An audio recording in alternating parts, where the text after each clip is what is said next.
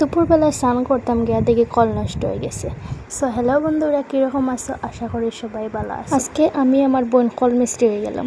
আসলে হয়েছে কি, আমরা তো কোনো বাই নাই, যার লাগিয়া বাইয়ের যেগুলা কাজ করতো আর কি, কোনো একটা ঘরে যেগুলা ছেলেরাই কাজ করে এগুলো আমরা করি, কারণ আমরা বাবারও শরীর এতটা ভালো না।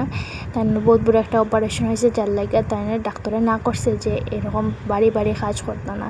যার লাগে আমরা নিজের কাজটা নিজে করিলাই। যারা ঘরে বাই নাই বা তাদের কোনো ছেলে নাই, তারা বুঝতে পারবো এই কষ্টটা। ছেলেরা কাজ বলতে যে এইটা না যে সব করতে পারি, যেটা করতে পারি আর কি এটাই করি।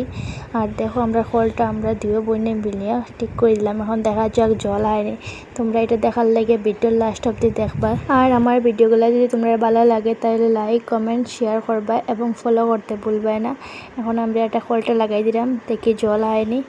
জল আইলে তো ঠিক আছে, আর জল না হইলে তো বালা মিস্ত্রি আনতে লাগবো, কাজটা করাইতে লাগবো ভালো করে। আর যেহেতু কলেক আয়রন আছে, যার লেগে আমরা হাত একদম কালা হয়ে গেছে। আর তোমরা কার এরকম বাই নাই আর তোমরা এরকম কাজ করো আমার কমেন্টের মাধ্যমে জানাইও। আর দেখো ফাইনালি আমরা কলে জল আই গেছে।